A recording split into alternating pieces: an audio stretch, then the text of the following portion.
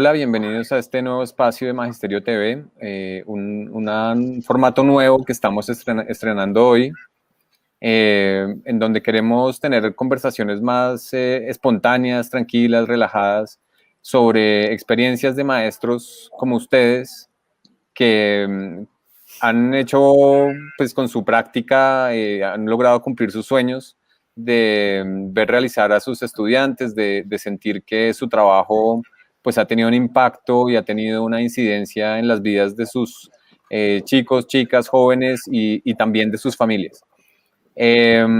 Nos acompañan hoy dos referentes del mundo de la educación. Acá yo estoy viendo acá como medio en espejo, pero a mi derecha tengo a Alex Rubio. Alex pues tiene un palmarés tremendo, y yo creo que más reconocimientos y premios que la vitrina por ahí del Real Madrid y el Barcelona juntos.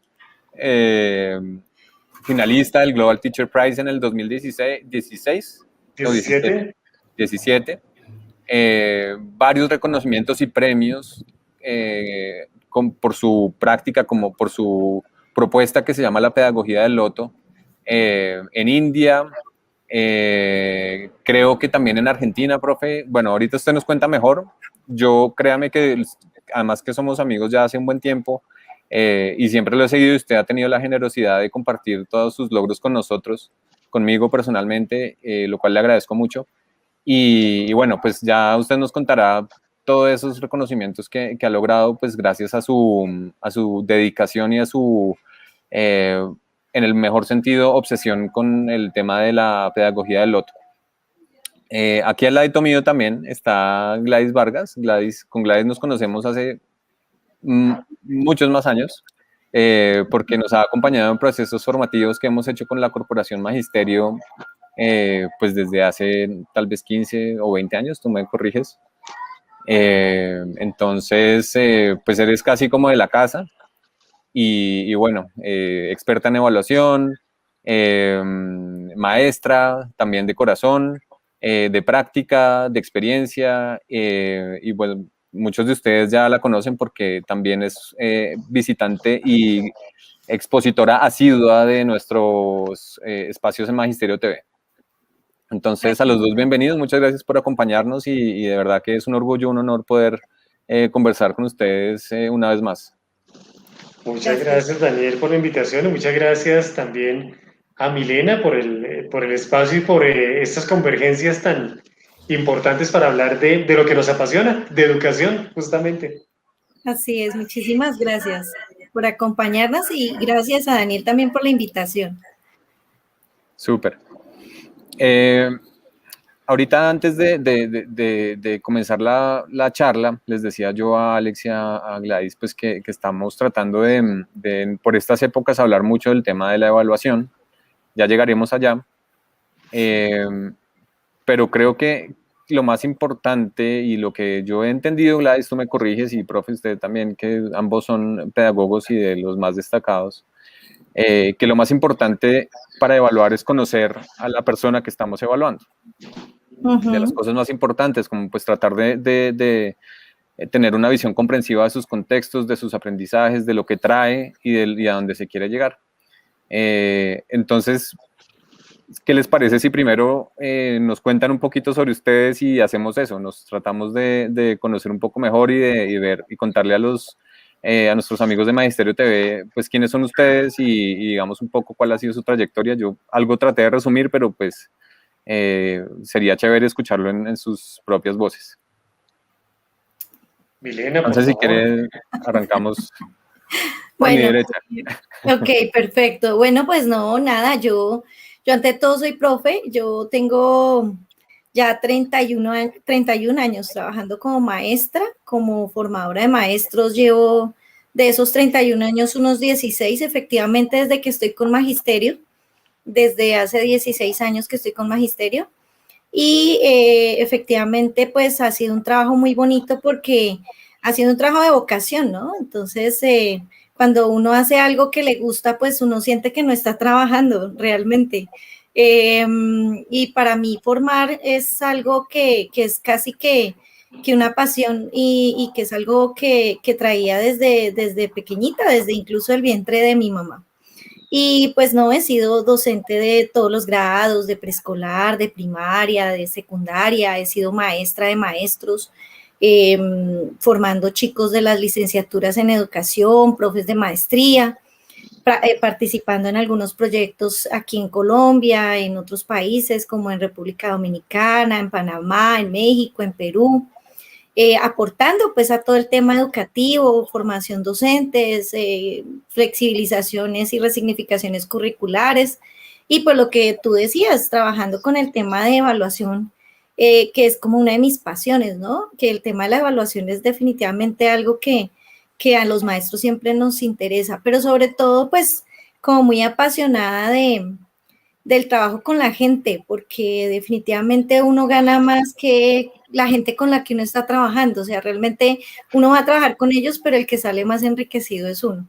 Entonces, de pronto muy agradecida. ¿Quién soy yo? Pues una persona muy agradecida de todo lo que la vida me ha dado, porque el tema no es el dinero, el tema no es la fama, el tema no es nada de eso, el tema es que con cada persona que te encuentres te deje algo bonito y eso logra uno como maestro.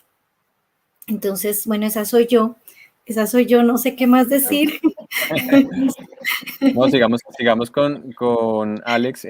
Yo dentro dentro de la introducción y digamos tratando de recordar ese palmarés del profe, olvidé mencionarles que en primer lugar, el profe, como yo le digo, ¿no? Yo cariñosamente siempre me refiero a él como profe, pero Alex es un maestro del distrito acá en Bogotá y digamos que me parece que representa en gran medida a esos maestros que están interesados, digamos, por impactar y llegar a sus comunidades.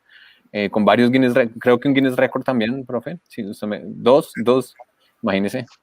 Y hoy en día, representando a los maestros a nivel distrital, en el IDEP, en el Instituto para la Investigación Educativa del Desarrollo Pedagógico, pues que es una entidad que históricamente ha representado para los maestros de Bogotá, pues una plataforma para sus investigaciones, para sus publicaciones y para sus inquietudes en general, sus inquietudes pedagógicas.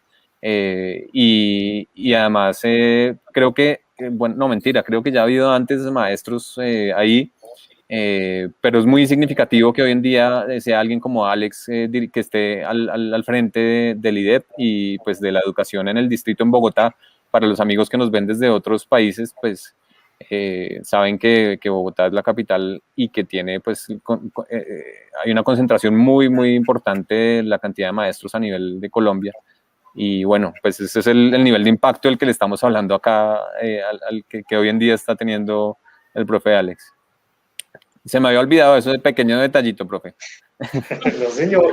Imagínate que en 24 horas, o sea, estoy en el rango todavía, cumplo 22 años trabajando con educación pública. Estaba mirando la fecha y estamos justamente ya en ese rango de las 24 horas. Cumplo 22 años en que llego al Rodrigo Lara Bonilla, o sea que es muy bonito, muy simbólica esta entrevista y muy importante porque felicitaciones. toda la trayectoria. También he sido profe en universidades, sigo también dando cátedra desde hace 20 años, hemos trasegado todos los niveles educativos, el nivel de ir a formar profes también, pero mi base que ha sido la pedagogía, la escuela, el Rodrigo Lara Bonilla, y justamente desde ahí donde hemos logrado pues tantas cosas bonitas que digamos que no son del nombre, o sea, digamos que no son premios a nombre propio, sino el nombre es de todos los maestros de la educación pública, el reconocer que todo lo que hacemos en el día a día, con pasión, con entrega, con compromiso, va dejando una huellita y la van reconociendo en diferentes lugares del mundo. Ahorita que mencionabas, entre los lugares exóticos que Yerevan, Armenia, Europa Occidental, allá estuvimos llevando un niño incluso a recibir también un galardón, los Emiratos Árabes Unidos, Dubái, Abu Dhabi, la India, allá en Nueva Delhi, Bangalore, y bueno, muchos lugares en Latinoamérica, ahí contando 13 países donde hemos llevado el mensaje de la educación pública, de lo que hacemos en el día a día en el aula, para compartirlo con todo el cariño, y ahora dirigiendo el ejercicio para los profes. Son casi 37,000 maestros y maestras de educación pública aquí en Bogotá, una responsabilidad muy grande, pero que hacemos con todo el cariño, con toda la entrega y con toda la pasión, y que me suscita mucha felicidad como estar en este espacio con ustedes dos el día de hoy. No, buenísimo, profe, sí, imagínese, 13 países y digamos que yo siempre he dicho que usted es como el abanderado el representante, el embajador de la educación colombiana afuera y al final ha sido así. Mucha gente creo que los está viendo a los dos y dicen, yo los conozco, ya los he visto y para allá quiero que vayamos, para que nos cuenten un poco cómo ha sido digamos, ya nos contaron sus trayectorias, quiénes son ustedes, qué hacen. Pero detrás de eso, digamos, de lo que uno puede llamar como el currículo, la hoja de vida, hay un día a día que era lo que usted mencionaba ahorita, profe. Como hay unas horas tras de otras y un trabajo que se hace y quiero que me cuenten un poco sobre eso. ¿Cómo arrancaron? ¿Cómo se sentían cuando arrancaron? Y cómo llegaron hasta donde estamos hoy. Digamos que todavía queda mucho camino por recorrer y creo que todavía tienen, y también vamos a hablar de eso, pero cuéntenme un poquito, o cuéntenos a todos ese inicio, cómo era un día a día de ustedes dos hace 20 y pico, 30 y pico de años, cuando eran maestros recién comenzados y que acababan de iniciarse y se enfrentaban por primera vez a esa tarea titánica.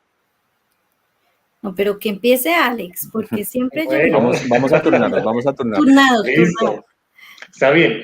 Yo creo que estoy rememorando aquí con todo el alma y ha sido muy bonito porque han sido como días que se han repetido no es el mismo, no es ir a dar la clase la misma durante 22 años, sino digo, son días que se repiten desde la emoción. Es decir, estoy rememorando hace 22 años qué sentí cuando llegué por primera vez al Colegio Rodrigo Lara Bonilla y qué estoy sintiendo en este momento, el día de hoy, ya en el año 2021.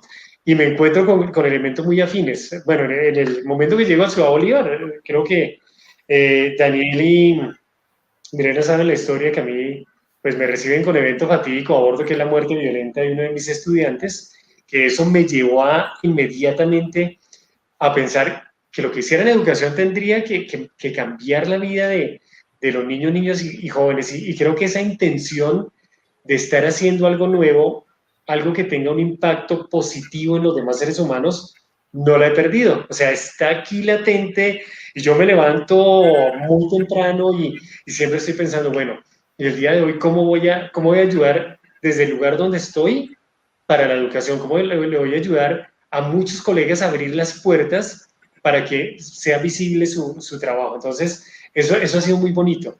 En ese día a día, algo que aprendí también, el relacionarse con toda el alma, con las personas con las que están. Es decir, yo creo que he tenido un precepto ahí muy importante y es vivir cada instante con la pasión, como si fuera el único momento en el que vas a poder estar. Es decir, este presente, este espacio en que estoy contigo, Milena, que estoy contigo, Daniel, que estoy con el equipo que nos está mirando, muchos maestros y maestras, es un espacio único. Y como espacio único tiene que estar lleno de magia, lleno de contagiar, lleno de esa sensibilidad. Y creo que en eso lo he tenido muy presente y siempre me lo han dicho mis estudiantes, mis compañeros, que es como prender esa chispa. Entonces creo que ese día a día de la cotidianidad de la escuela no la he perdido y como que se sigue incrementando, o sea, van pasando los años, pero veo que la pasión y el alma siguen ahí latentes y que es yo creo que esto es enorme. Eso es como cuando Freire decía que era un acto de amor.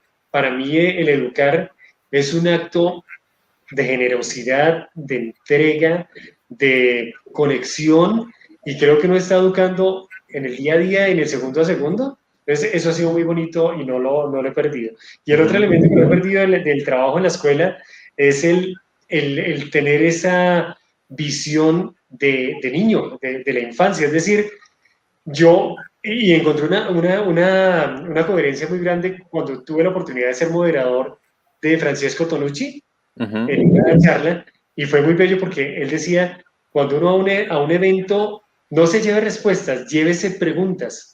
Y lo que yo me llevo de la escuela en el día a día es cuál es el regalo que me estoy dando y que le estoy dando a la gente, pero además de eso, ¿qué es lo que estoy aprendiendo hoy? O sea, no perder la visión de niño, la visión de sorprenderse, la visión de aprender, la visión de compartir, porque eso creo que es lo que nos vamos a tener siempre activos y transformando el mundo. No importa que tengamos 40, 50, 60 años, que tengamos la capacidad de ver el mundo con esos ojos de niño. Y no a veces lo que sucede es que puedes tener 20, 30 años y ya te anquilosaste en el pensamiento y viste tu perspectiva. Entonces, algo muy bello que me llevo siempre de la escuela, que nunca lo olvido, lo tengo muy presente, es eso, la capacidad de sorprenderse, de estar viendo el mundo con esos ojos de asombro, de curiosidad, y de no creer que uno se las sabe todas. Así hayamos hecho ya doctorado, maestría, no. Y a mí me parece algo muy lindo que hiciste ahorita, Daniel, el profe, eso es súper clave, o sea, el título honorífico, así tengas doctorado, piscino, que es el profe, y siempre me preguntas, ¿cómo le gusta que le digan? El profe es el que aprende, el que se sorprende y el que está en constante integración con los demás. Bueno, ahí, disculpan la pasión. No, esa es la idea, esa es la idea. Yo además quiero agregar que antes de darte la palabra, Gladys, que yo digo profe y además lo digo con todo el cariño, respeto y conocimiento de causa. Ustedes lo saben que mis dos padres son profesores del sector oficial en Colombia. Y yo pues soy, digamos, producto también un poco de eso. Y de maestros como ustedes, que fueron pues mis padres. Yo tenía que aguantarme las reuniones en nuestra casa, en una sala pequeña, pero a veces metían 20, 30 profesores en una noche de un viernes y toda la noche hablando de qué iban a hacer, qué iban a escribir, qué iban a investigar, cómo iban a cambiar las cosas. En esa época, pues muy recordada del movimiento pedagógico, entonces, digamos que yo lo vi y lo viví y sé pues digamos, un poco de esas vidas, la parte oculta de esas vidas que uno cree que llega el profesor y no, pues como que, entonces con mucho respeto y con mucho cariño lo digo y de mucho agradecimiento también. Antes de darte la palabra, Gladys, profe, cuénteme un poquito para seguir en ese tema. ¿Cómo fue su primer día de clase? O sea, usted ¿cómo se sentía? ¿Cómo estaba ese estómago el día de su primer día? Mariposas, las manos sudaban. ¿Qué pasó? Cuéntame. Claro, yo me acuerdo, mira, ahorita la rememoré. Llegué a darle clase a un 11-3, donde los estudiantes eran más grandes que yo. O sea, eso fue, eran los chicos de grado 11 y había, pero chicos gigantescos y claro, enormes y creo que yo casi que tenía como cronológicamente una edad similar, pero ya, pues yo me gradué a los 15 años de colegio, entonces imagínense, a los 20 ya tenía pregrado encima. Entonces tenía estudiantes como muy similares, muy coterráneos. Me acuerdo la ansiedad de aquí en la barriguita, así, las mariposas, y me acuerdo yo, ¿y ahora qué voy a hacer? Y además que tenían los chicos de ese grado, había uno de voz gruesa, y me miraban así como, ¿y este qué nos viene a enseñar o qué cosa? Entonces, me acuerdo que me conecté de una, dije, ahí sí fue la frase, esta clase o me la gano en el primer momento, o yo no sé qué va a pasar acá, pero me conecté con ellos de una, me dije, les voy a hacer la clase que nunca les hayan dado aquí, o sea, voy a trabajarles el tema que nunca nadie les haya trabajado, y la primera sesión de la clase de educación física ese día, les trabajé, imagínense, me fui y les enseñé artes marciales. Les dije, les voy a hacer un taller de artes marciales. Y empezamos a trabajar y ellos como así, profe, sí, saquen las colchonetas y vamos a trabajar de una manera distinta y les voy a hablar cómo esto tiene una incidencia en la vida. Han trabajado artes marciales. Yo de hecho sabía que pues uno de profe en ninguna clase se van a poner a enseñar artes marciales en el colegio. Entonces yo dije, voy a hacerles algo raro. Y me acuerdo que me conecté con ellos y a la hora, terminó la clase, ya los veía así con esos ojos de sorpresa, de felicidad, como, y la pregunta fue, profe, ¿y la otra clase? ¿Cómo es? ¿Cuándo es y qué vamos a ver? Y fue tan bonito que me quedó una anécdota. Uno de mis estudiantes, que ahora es profe también, y es antropólogo egresado de la Nacional, tiene una cicatriz aquí, tiene una linecita.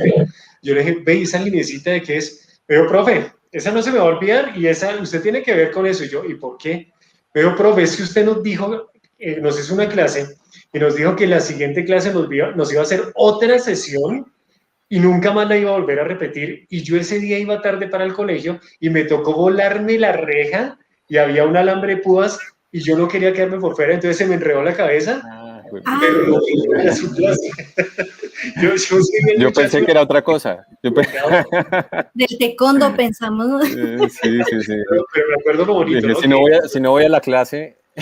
Me pierdo la clase del profe y ni siquiera porque perdí en la materia ni nada de eso, sino porque es que me va a perder la oportunidad de aprender algo. O sea, me pareció tan bello.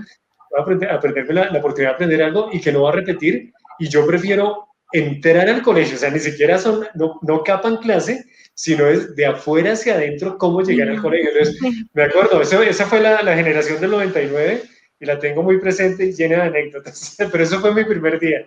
Pero fíjate, ahí meto la cucharada al tema de lo importante que es cambiarles el libreto. O sea, ellos estaban esperando una clase de educación física súper harta, aburridora, digo yo, desde mi mirada como estudiante. Sí, que era siempre o vaya, corra todas las vueltas del mundo al colegio, o vaya, coja el balón de fútbol, de básquetbol, de voleibol, pero que llegue un profe y le cambie un libreto y le ponga uno carácter y jamás esperaba eso, pues para uno como estudiante es muy chévere. Eso es lo que yo digo, o sea, porque no otras apuestas, no otras cosas nuevas, que en la clase de educación física se da siempre que el test de Cooper, ese horroroso test de Cooper, que recuerdo yo que yo siempre lo perdía, o el tema de estas corridas a la cancha o los campeonatos, y sobre todo para los que éramos amotros con gafas, que no nos daba el balón, por ejemplo, en mi caso.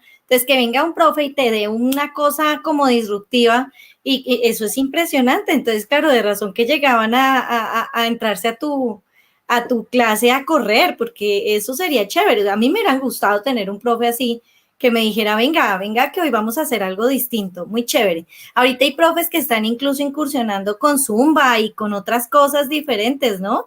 Entonces es muy bonito. Y pues ahí metiendo un poquito la cucharada también, viendo todo el tema del yoga, cuando yo estaba leyendo uno de tus libros que me pareció muy chévere, y tú decías este tema del yoga y empezabas a hablar de todas estas filosofías orientales. Y algo que a mí siempre me ha llamado la atención es cuando tú empiezas a contar eso en los congresos, en los seminarios. Bueno, he tenido la oportunidad de compartir contigo algunos espacios y ahora leyendo tus libros y eso. Y yo decía, pero ¿cómo a un profe se le ocurre meterle a un muchacho que está en una escuela pública todas esas filosofías orientales y todo? Esto es totalmente loco, disruptivo. O sea, ese profe que está pensando, o sea, dice uno, ¿qué piensa este señor, no? Y de hecho, cuando yo he estado contigo en los congresos y estoy de público, por ejemplo, uno escucha. Dicen, pero ¿cómo hace eso? O sea, eso es terrible. ¿Cómo se le ocurre a ese señor hacer eso? Pero lo logra, que es peor. ¿Cuál será el secreto? Entonces, ahí sí, como me dice Daniel, pues como que es una charla más pedagógica, pero a mí siempre me ha generado curiosidad esa propuesta disruptiva que tú haces, que me parece muy chévere. ¿Y cómo lograste eso? O sea, muchos profes están diciendo, venga, pero ¿cómo hace este hombre para que le cojan pues el hilo y digan, venga, eso está chévere? Eso no es nada que sea por allá de los marcianos, sino que eso lo podemos hacer nosotros, porque además uno piensa que eso es para iluminados, ¿no? Que eso es para, mejor dicho, gente allá que está en otro nivel. Entonces no sé cómo lo lograste y de pronto O sea, ahí metiendo la cucharada, Daniel, sí, toda la vida me he preguntado eso. Sí, ¿Cómo lo pero hago? no te vas a salvar de contarnos tu primer día de profesora. Ah, bueno, sí. ¿Cómo fue eso? ¿Cómo fue eso, Alex? Bueno, pero entonces vas a contarnos ahorita cómo fue tu primer Sí, día sí, para... sí, prometido, Sí, pero yo sé que muchos profes están haciéndose la misma pregunta que yo.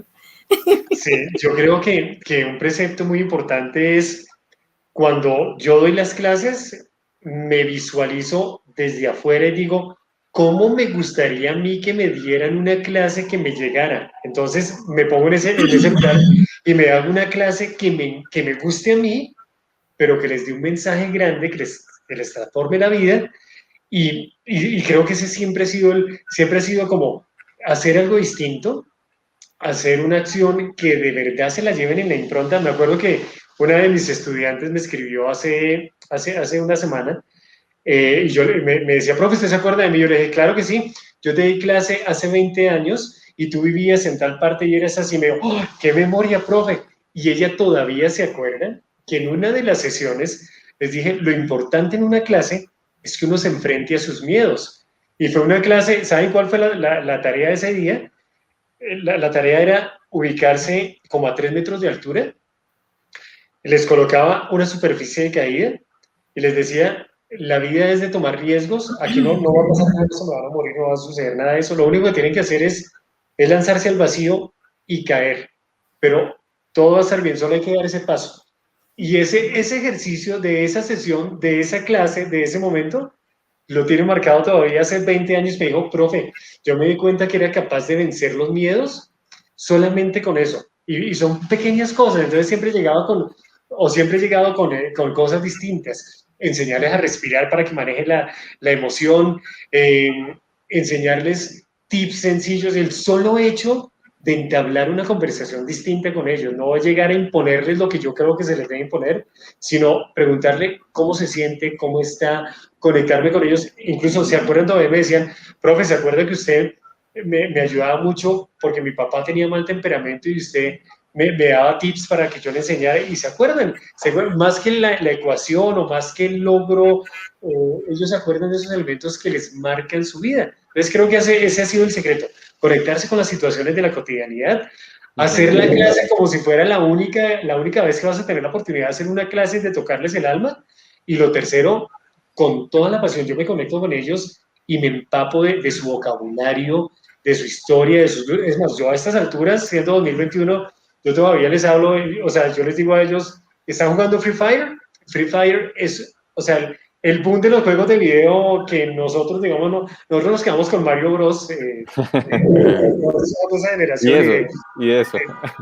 Tetris, pero ahorita que ellos juegan otras cosas, entonces cuando yo les digo eso, me dicen, uy, profe, ¿y usted por qué sabe eso? Y, pues yo conozco cosas, entonces ya eso rompe la barrera incluso de la distancia de la edad y Sí. hace que abran el corazón y dicen, ah, pues este profe se pone, sí sabe sabe lo que nos gusta, se pone en el lugar de nosotros y se empapa de eso, entonces le creen a uno más. Entonces, yo lo llevo a la vida, ¿no? A ti te pueden traer un experto que hable de educación, y uno le dice, bueno, ¿y usted ha trabajado con niños? No, entonces No. no le cree. Pero cuando tú estás conectado con la cotidianidad, la realidad, sabes lo que comen, sabes qué les gusta, saben que hacen mercado en el líder, que el líder es el mercado popular en el sur, y se encuentran allá haciendo mercado con ellos, dicen, uy, este profe, este es de verdad, este no es, este de verdad es de los nuestros. Entonces, eso es muy bello, generar esa sinapsis. Entonces, es parte del secreto. Como de conectar, ¿no? La Qué conexión y chévere. la comprensión de los contextos, el lenguaje, ¿no? La forma de hablar, ¿no? En todos los sentidos, el lenguaje corporal, el lenguaje verbal, la forma de comunicarse con los estudiantes, yo creo que es como la clave también, más allá de los conocimientos disciplinarios, ¿no? Porque, y Gladys lo sabe, uno de, de las grandes, y tranquila que ya nos vas a tener que contar tu primer día. Gladys lo sabe, y una de las grandes inquietudes que siempre tienen como los profes cuando ofrecemos los espacios de videoconferencias y de formación es, pero ¿qué hago si de pronto no me siento bien con mi área disciplinar o de pronto siento que el niño sabe más que yo en algunos casos, porque pues como lo decía el profe, hoy en día para aprender a programar, a hacer incluso las matemáticas, pues todo está en internet y a veces pues los temas disciplinares son cuestión de que el niño se siente un par de horas en YouTube y listo. Y la tarea, pienso yo, que del profesor, como usted lo acaba de decir, es diferente, más allá de lo disciplinar, que claro, es importante y ahí está, para eso están los currículos y pues las planeaciones que se hacen siempre, pero creo que lo importante es como llegar a tocar la vida, las almas y como usted lo dijo, y conectar, saber qué pasa y saber cómo hablarles para que algo de lo que ustedes les dicen en las aulas les sirva, así como le sirvió a su estudiante con el, lanzándose de esos 3 metros.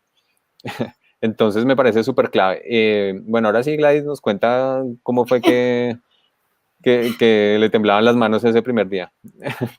Pues la verdad, el tema es que yo desde chiquitica, desde que tenía 4 o 5 años, yo sentí que yo quería enseñar, o sea, para mí eso era fundamental, o sea, yo quería enseñar.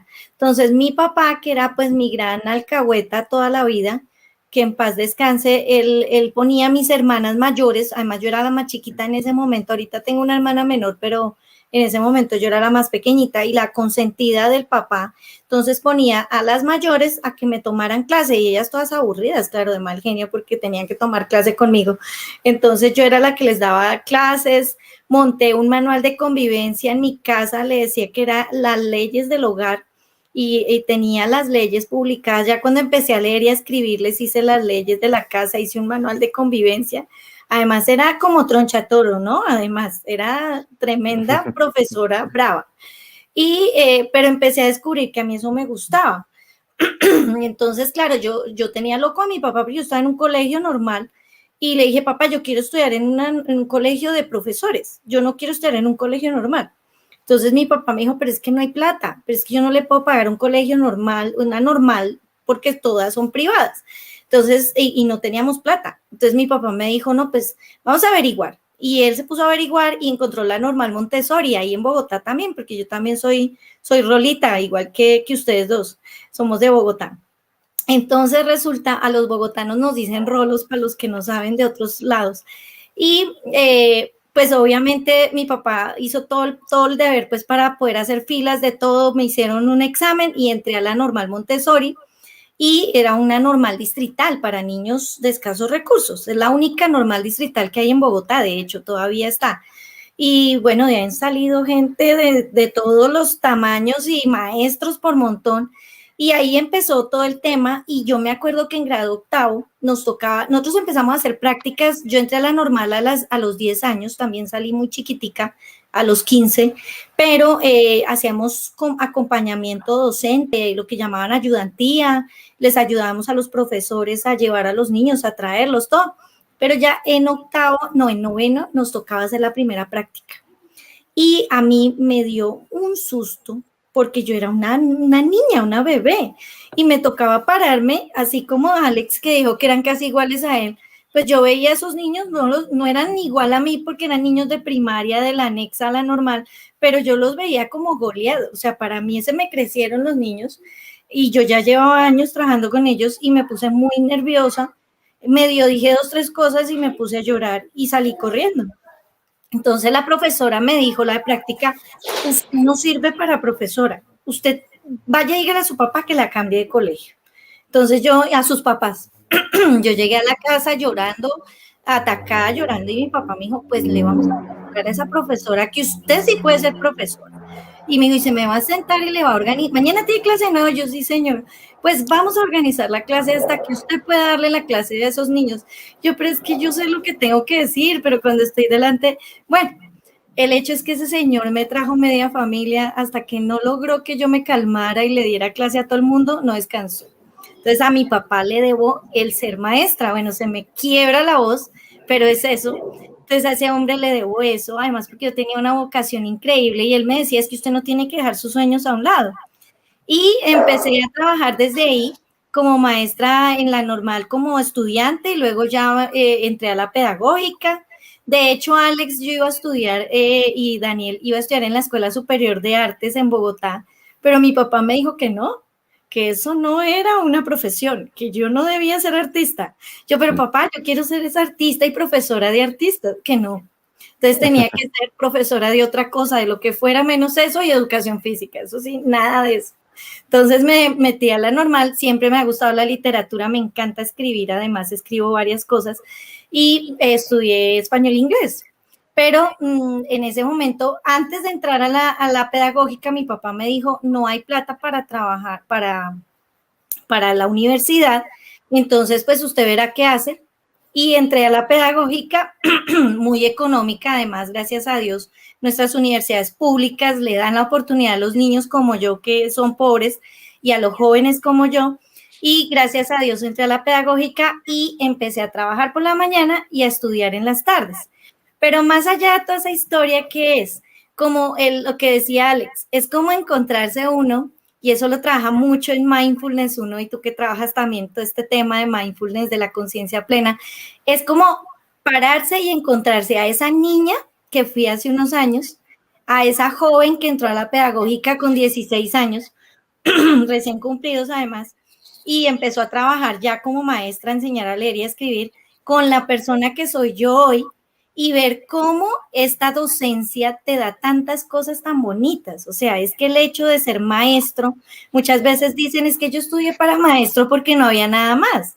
Pero el hecho de ser maestro te cambia la vida mucho realmente, te da paz, te da una alegría infinita, te da amor. O sea, yo digo que si uno está falto de afecto es nomás llegar al colegio y los niños te abrazan, te besan, te acarician, profe, te quiero, lástima el COVID ahorita, pero eso hace falta, Sí, claro. Hace falta. Entonces Claro. es como una entrega, lo que dice Alex, es poner, pienso yo que hay varias claves, es como poner por encima de lo cognitivo las otras dimensiones del ser humano, es dejar de pensar en que somos maestros que transmiten conocimientos, ¿sí?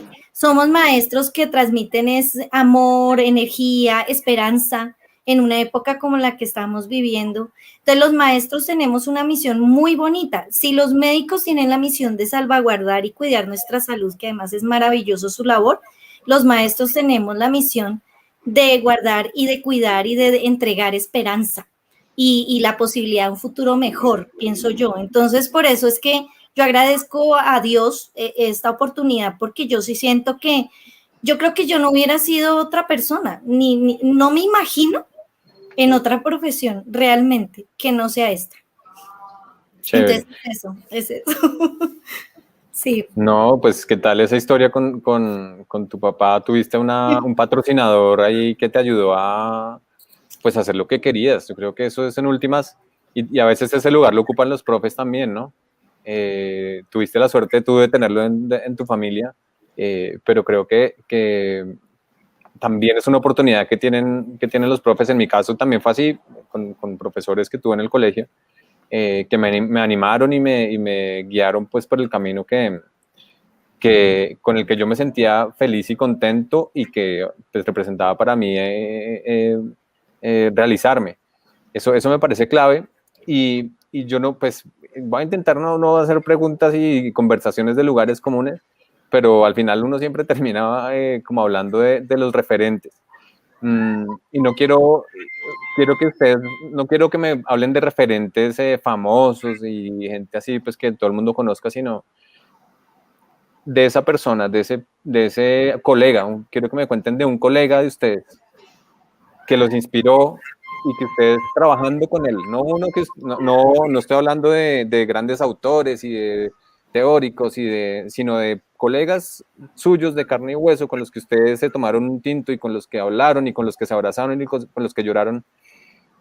¿Quién era esa persona, esa profesora, ese profesor que ustedes dijeron, esto es mi héroe, quiero ser como él o como ella?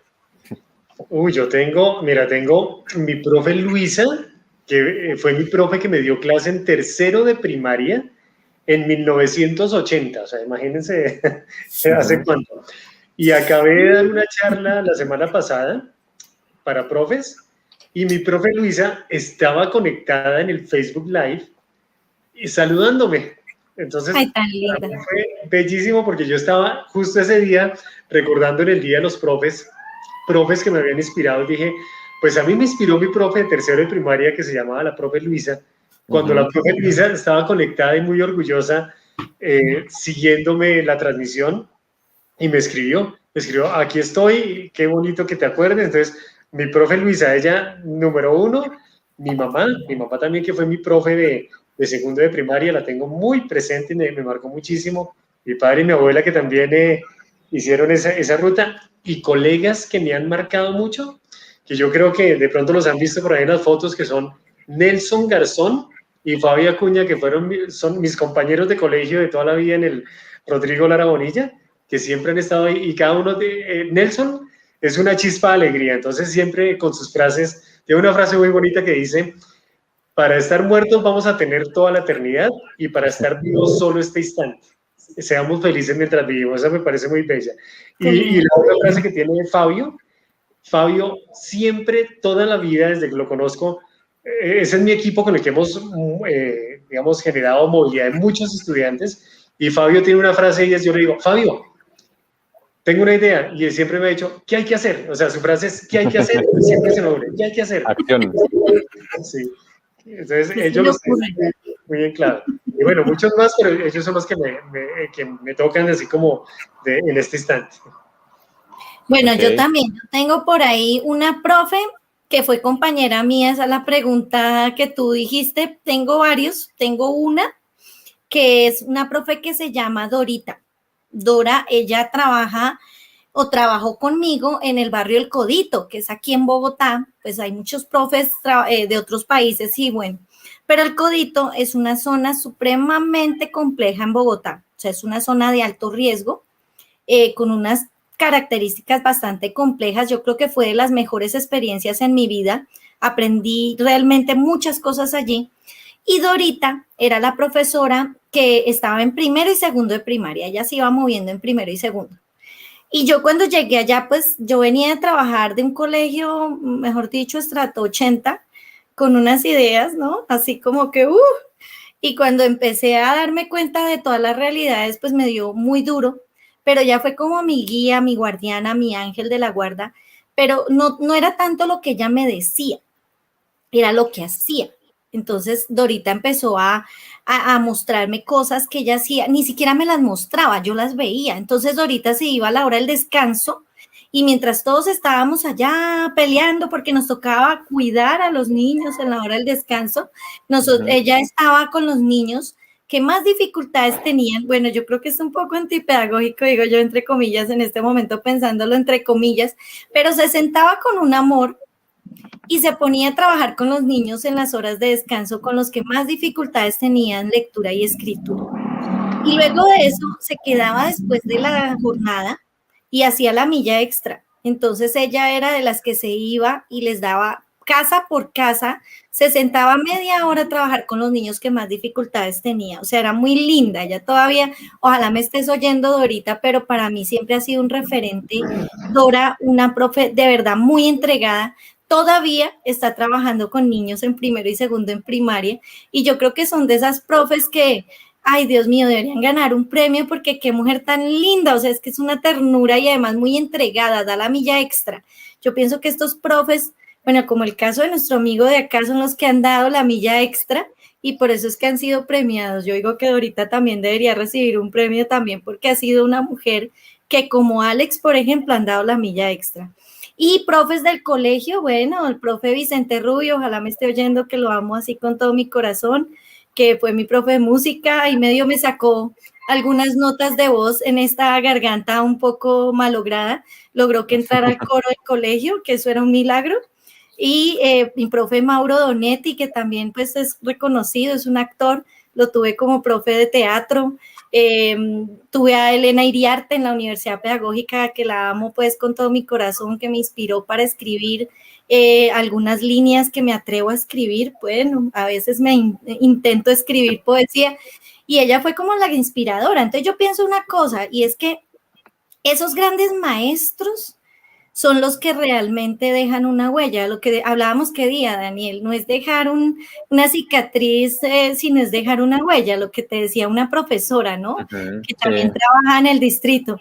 Es eso, es como no dejar heridas en los estudiantes, que te recuerden con dolor, con rabia, con tristeza, sino que digan, ay, tan bonita la profe, tan linda, cómo me ayudó, o cómo me exigió, porque ahora que me acuerdo, así para ir cerrando, de esos maestros que marcaron huella, me acuerdo de un profe de la universidad, no voy a decir su nombre, pero ese señor era bravísimo, furiosísimo. Literatura inglesa de la pedagógica, yo creo que ya se ubican más de uno allá, era súper bravo, pero yo ¿Ya creo lo que... echaste al agua? No lo eché, solo dije la materia, literatura inglesa, y este hombre a mí me exigía tanto que yo dije, gracias a él aprendí a ser disciplinada, a ser más estructurada, a ser más seria en mis cosas, a trasnocharme la noche entera si tocaba para presentarle a él un trabajo, pero que él me enseñó, si usted quiere, tiene que esforzarse, esto no es gratis, el que quiere algo se esfuerza, me lo decía.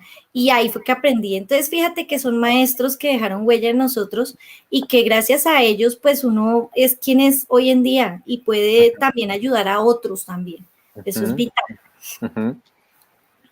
Chévere, pues yo pensaba que, digamos, les preguntaba esto porque siempre estamos pensando como en que los referentes están afuera, que lo que tenemos, nuestras referencias, lo que tenemos que emular, idolatrar, siempre es externo y está lejano y no lo podemos tocar ni ver ni sentir.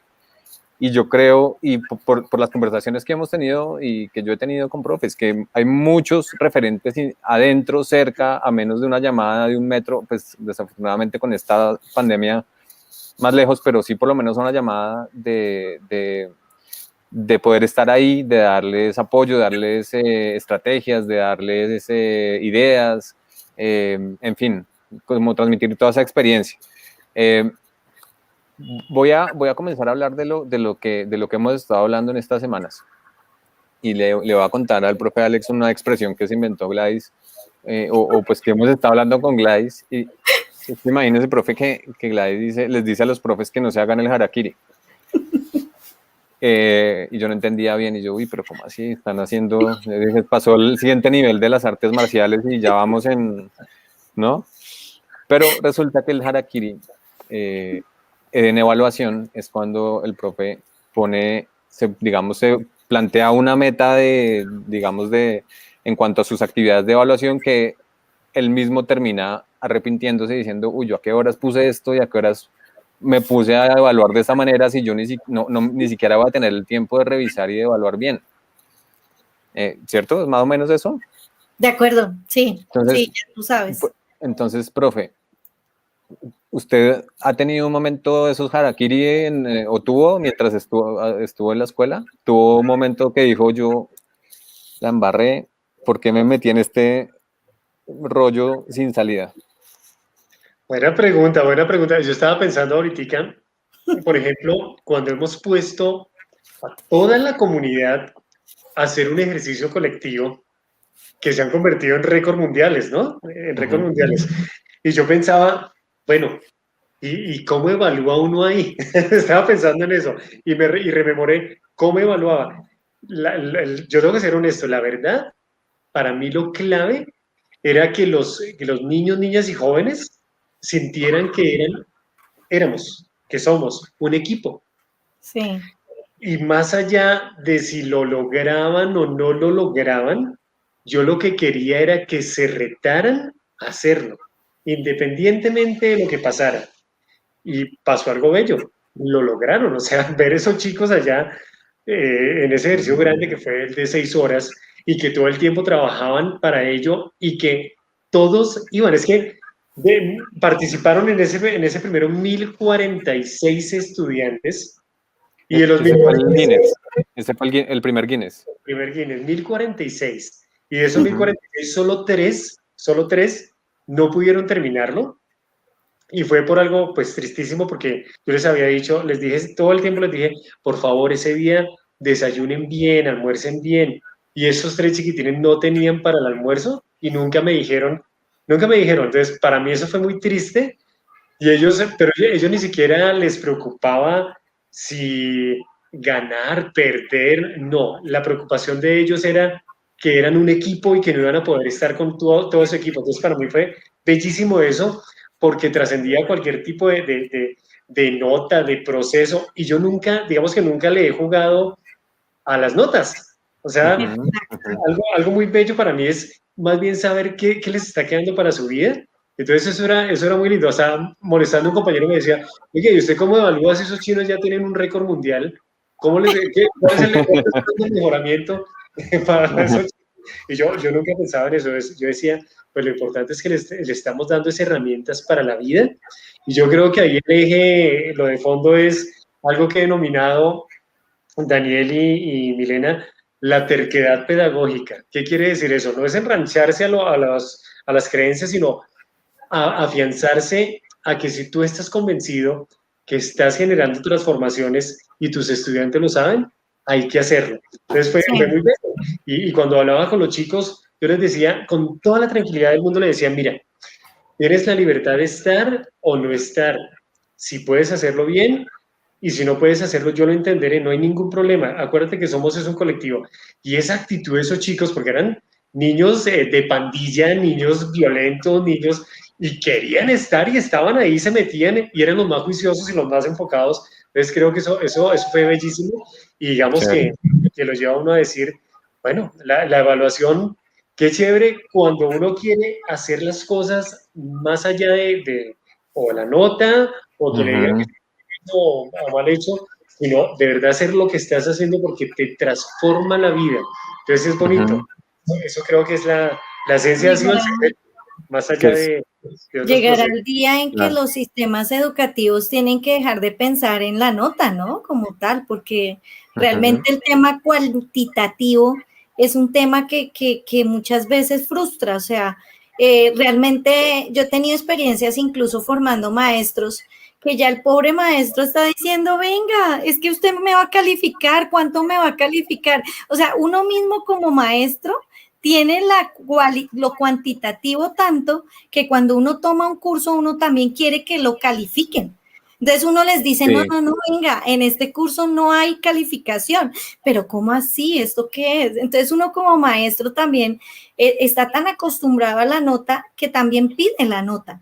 Y qué bonito sería que los sistemas educativos empezaran yo sé que es muy difícil, pero empezaran a repensarse en la importancia de no poner por encima lo cuantitativo de lo cualitativo, que es realmente eso. Yo siempre les pongo un ejemplo, Daniel y Alex, y meto ahí un poquito la cucharada, es como que yo siempre les digo a los profes, digamos que usted es profe de educación física, y entonces como aquí tengo al profe, entonces voy a aprovecharlo. Entonces yo siempre les pongo este ejemplo, le digo, usted es profe de educación física. Hay 3 estudiantes. El reto es la parada de manos o la que llaman ustedes invertida, ¿no? En educación física la llaman invertida, bueno. Entonces les digo, usted tiene que calificar o evaluar, pero con calificación eso. Pero hay 3 personas. Uno que dice, yo no lo voy a intentar ni de riesgos, o sea, miren a ver qué hacen, yo eso no lo puedo hacer, chao. El estudiante que dice, ni lo intento. El que hace 80,000 piruetas, lo medio intenta y medio llega a ser el mosquito, el famoso mosquito que es poner aquí para poderse levantar y hacer la invertida. Lo intentó, pero no lo logró. Y pues así el estilo Egan o así Katherine y Barwen, que ya son súper deportistas consagrados, o el profe Alex, pues que maneja todo el tema del yoga y todo el tema de su manejo corporal, así corporeidad espectacular, y lo hacen un segundo, además perfecto, y además dura ahí 1 hora, quieto, o sea, todo el mundo se quedó aterrado.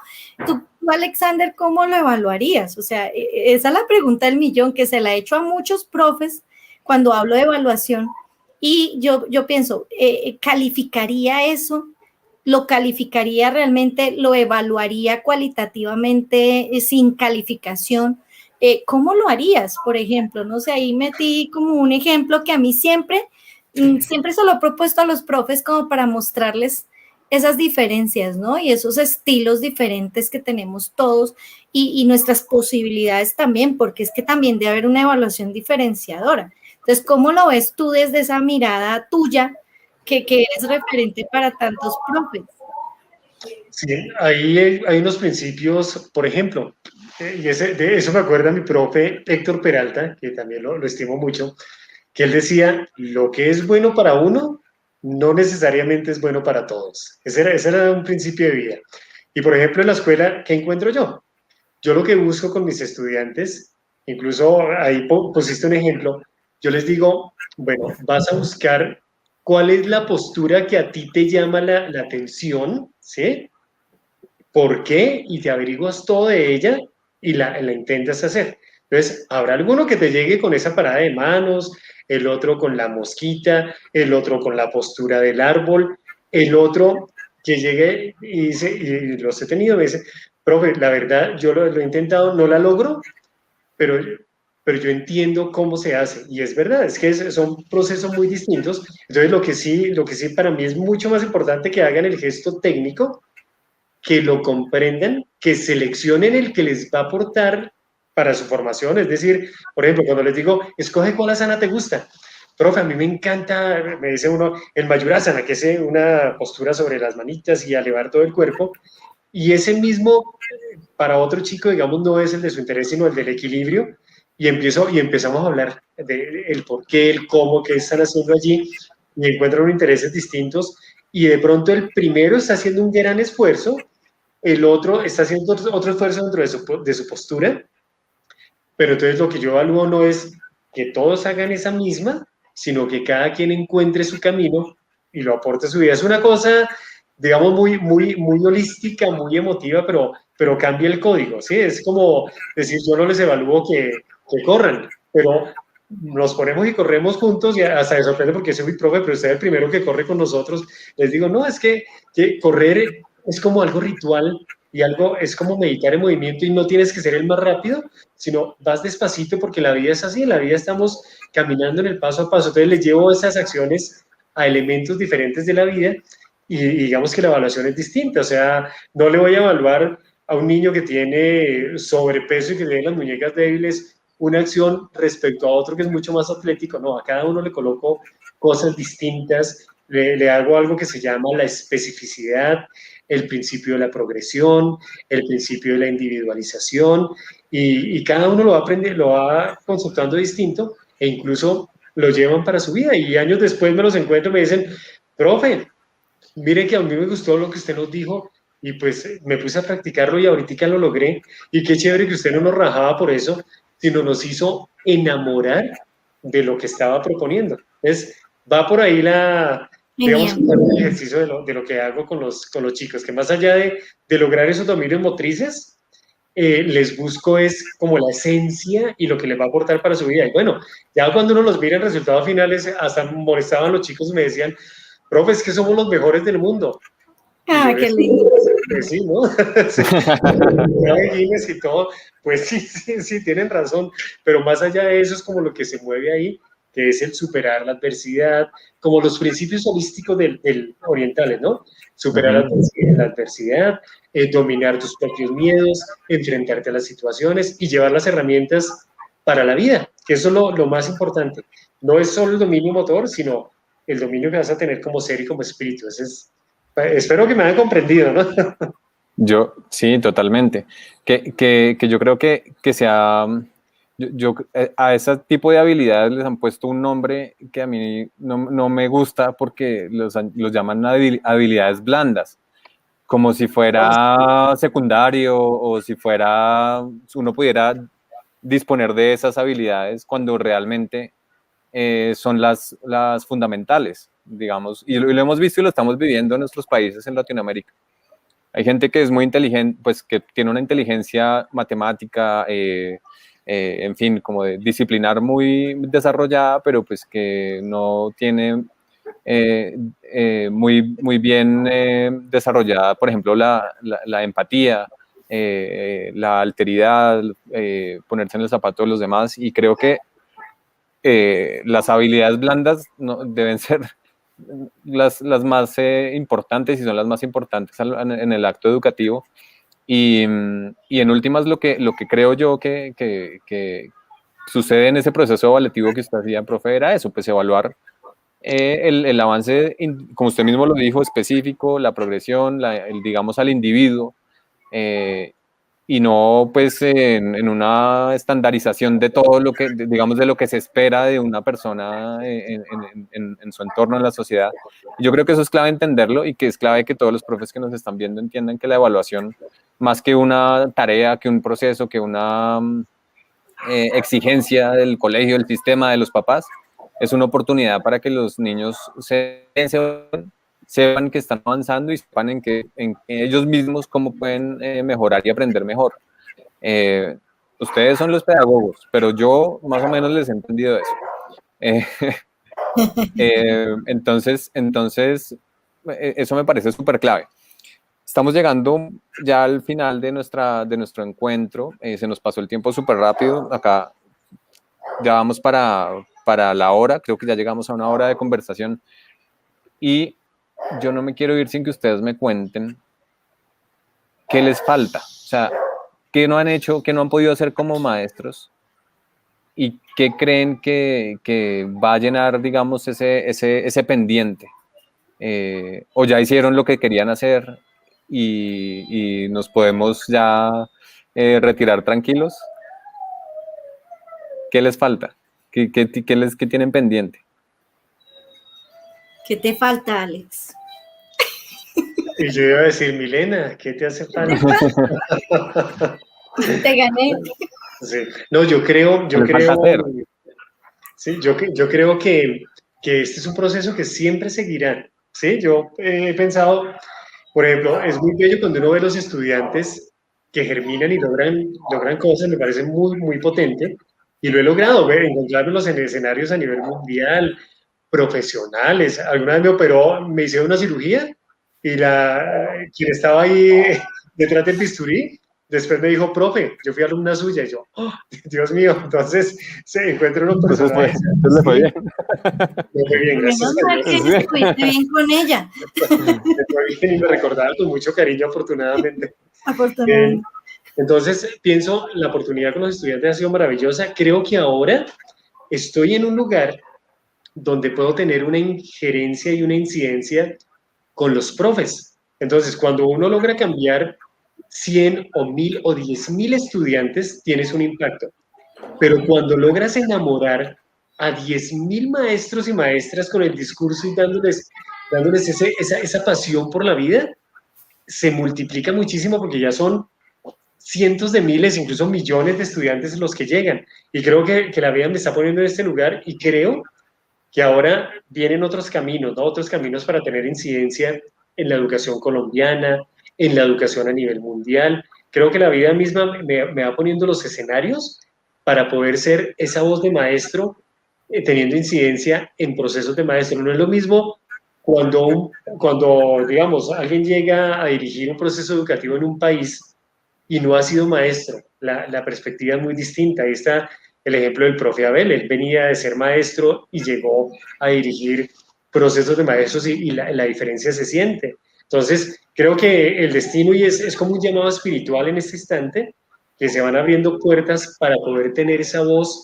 en esos espacios, pero estoy muy, muy, muy feliz de trasegar, de haber pasado procesos, de llegar a estudiantes, a profes, a directivos, y bueno, la vida nos va poniendo esos escenarios, y creo que la misión es siempre educar. En el lugar en donde estés, educar con la palabra, con la mirada, con el abrazo, con el sentir, con el discurso. Pues creo que me siento muy pleno de vivir cada momento con toda la intensidad y la pasión que lo ha requerido, y creo que ese será el secreto, seguirme sintiendo feliz cuando hablo de educación y cuando seduzco con el discurso. Creo que esa es la tarea, y ahí vamos. Creo que me siento con plenitud, y que seguirán abriéndose posibilidades. Ok, el reto es mantener esa sensación, ese sentimiento, entonces, e irradiarlo, ¿no? A todos esos profes que ven en usted nuevamente un referente, un ejemplo. ¿Y tú? ¿Qué has pensado? ¿Qué sigue? Bueno, ¿qué ¿Qué sigue? Yo creo que yo soy un producto todavía no terminado. Yo creo que como maestra, como mamá, como mujer, soy un producto todavía no terminado. Y eso que ya estoy al filo de mis 50, me quedan 2 años, me faltaron 2 para la vacuna, por ejemplo. Entonces, tengo 48 años y siento que en mis 48 años, bueno, no iba a decir la infidencia, pero mejor no la digo, Alex. Es que estamos del mismo año, somos del mismo año, ¿cierto que sí? Tenemos la misma ¿Modelo edad. 73? ¿Cómo? ¿Modelo 73? Ay, no sea malvado. Yo soy 72, pero tenemos ambos 48 años. Eso lo descubrimos en nuestras charlas un día. Entonces, bueno, el tema es que en estos 48 años de vida he aprendido muchas cosas, pero siento que aún estoy por aprender. O sea, pienso que primero como profesional necesito seguir estudiando. O sea, yo sí siento esa sed, digo yo, de seguir estudiando, de seguir aprendiendo cosas nuevas, como que me van llegando las cosas y digo, ay, yo quiero aprender de eso, yo quiero hacer esto, yo quiero estudiar esto y seguir aprendiendo de los grandes, de los grandes maestros reconocidos, pero también de esos grandes maestros que son anónimos, porque eso es lo bonito de nuestro trabajo. O sea, cuando, como dice Alex, cuando uno tiene la oportunidad de trabajar con maestros, uno aprende de un Perrenot o de un Subiría, igual que aprende de la profesora Dora o de las profesoras que están en la escuela rural de Usme, allá en el destino, allá que de pronto me están viendo, que están trabajando todos los días allá fuertemente en sus escuelas multigrado, allá en Usme, en las escuelas rurales, aquí cerca de Bogotá o en Bogotá misma. Aprende uno del profe anónimo que todos los días se tiene que levantar a las 4 de la mañana, tomar un bus, ir al otro lado de la ciudad, porque casualmente le sale a uno trabajo, es al otro lado de la ciudad. Entonces viven en el norte y trabajan en el sur, o viven en el sur y trabajan en el norte. De ese profe anónimo que todos los días sale a trabajar, que lucha, que le ha tocado, como en alguna oportunidad me tocó a mí cuando recién empecé, hasta me tocó a mí lavar baños en el colegio, en el sector privado. Llega uno hasta ese punto porque ese fue de mis primeros trabajos, me tocaba dar clases y luego dejar el colegio limpio, y eso era una de las cosas que más me enseñó, es aprender de esos maestros y maestras, ¿sí? Pero también aprender de esos expertos. El buen maestro se tiene que seguir formando. Entonces, yo siento que yo como persona, como maestra, como profesional, tengo que seguir aprendiendo. Como mamá, pues eso va a ser una escuela. Mi mamá me decía algo, hijos pequeños, problemas pequeños, hijos grandes, problemas grandes. Y no estoy diciendo que mis hijos sean necios, pero ellos son muy juiciosos los dos, pero siento que todavía estoy haciendo la universidad de mamá. Y como mujer también, es aprender a ser mejor persona, mejor ser humano, aprender a ser más empático, aprender a vivir como con esa mirada hombre, antes de abrir la boca, de decir algo, de pensar algo, pensemos en el otro.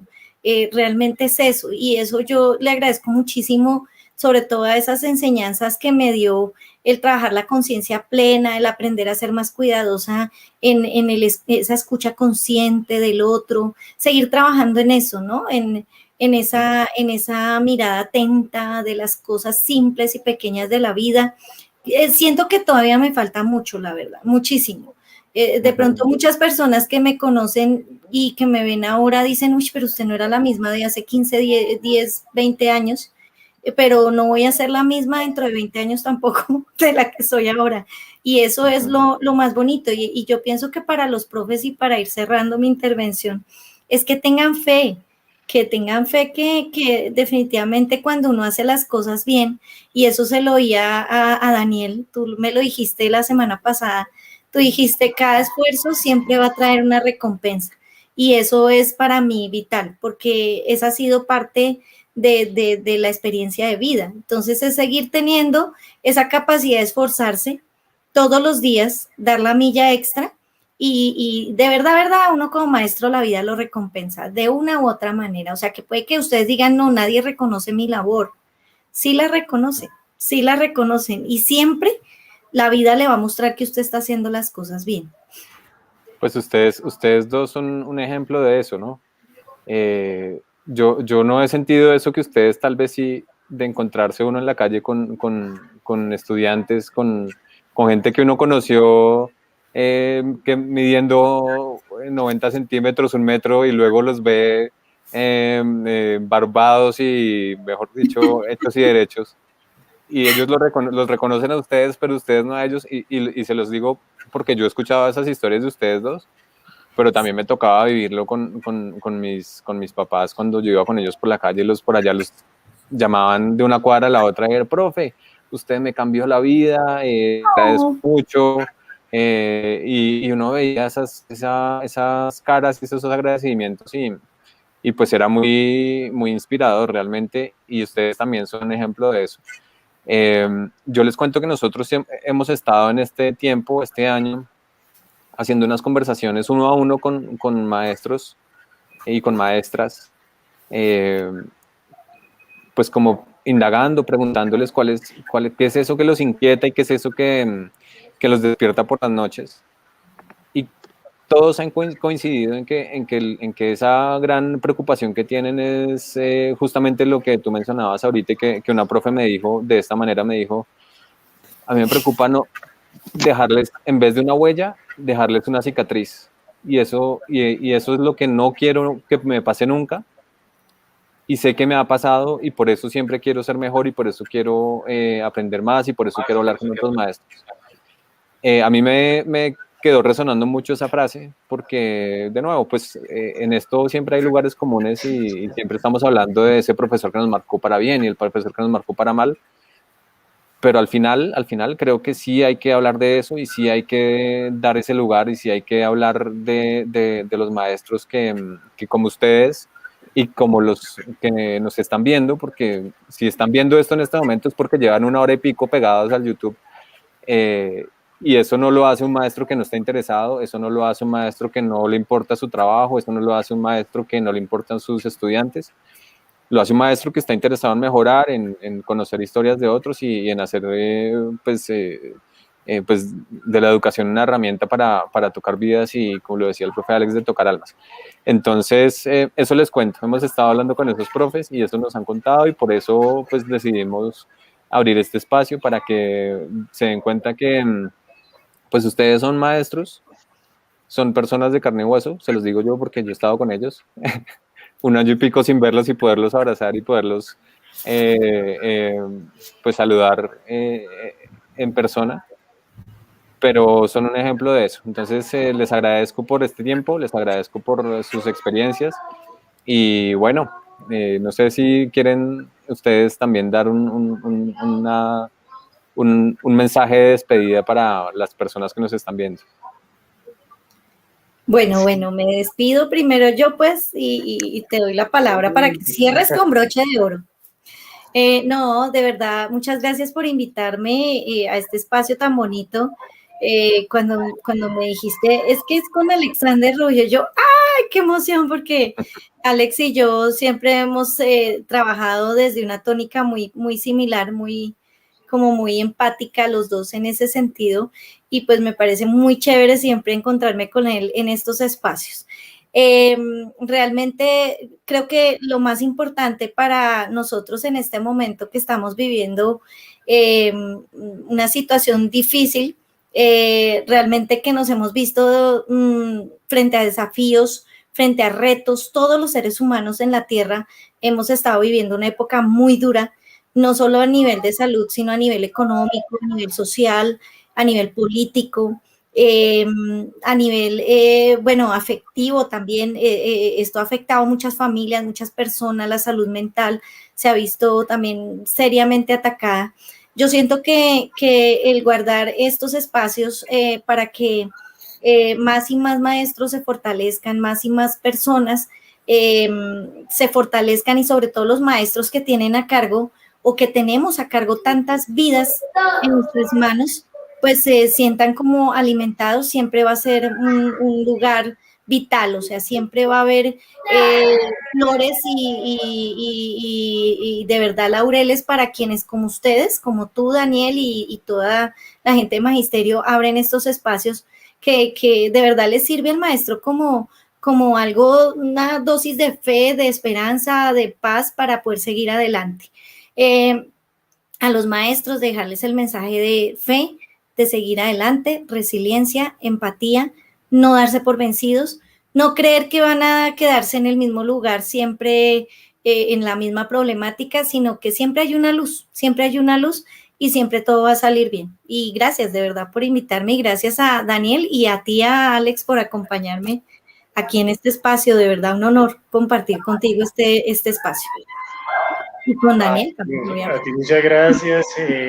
Bueno, yo recordaría dos frases. Una, si queremos dejar de hacer lo mismo, hay que hacer cosas diferentes, y qué bueno que desde la educación hagamos esas cosas que hacen la diferencia. No perdamos nunca la empatía con el otro. Nosotros somos el oasis de mucha gente, de muchos niños, de muchas niñas en la escuela, con el saludo, con el abrazo. Quizás a veces somos el único abrazo que reciben en su cotidianidad. Y qué importante que siempre tengamos la taza vacía. ¿Qué quiere decir eso? El corazón dispuesto a aprender, a estudiar y todo el tiempo a justamente aprender del otro, del niño, de la niña, a llevarnos muchas preguntas siempre, pero de ellos aprendemos todo el tiempo. Nunca perdamos esa magia, nunca perdamos el brillo de los ojos, nunca perdamos la chispa, nunca perdamos el poder transformador que tenemos con la educación. Y eso, y desde aquí pues un enorme abrazo para todos los maestros y maestras que se han conectado en los diferentes lugares de Latinoamérica, de Colombia, y sigan inspirando con su labor maravillosa que están haciendo en el día a día, sigan transformando, sigan apasionándose, sigan encendiendo esa chispita, esa llamita, que ese es el secreto de la educación, encender el corazón, encender la llama desde lo que hacemos en el día a día. Un abrazo enorme, gracias Daniel y gracias Milena. Espero veros pronto en la presencialidad.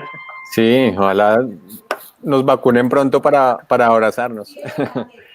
Bueno, yo nuevamente gracias a los dos, a los profes, maestras y maestros que nos están viendo, les recuerdo que vamos a tener un espacio en vivo todos los miércoles a las 5 de la tarde en este canal Magisterio TV, no se lo pierdan. Y próximamente pues otro episodio de estas entrevistas de maestros para maestros. Un abrazo, feliz tarde y que descansen, que estén bien.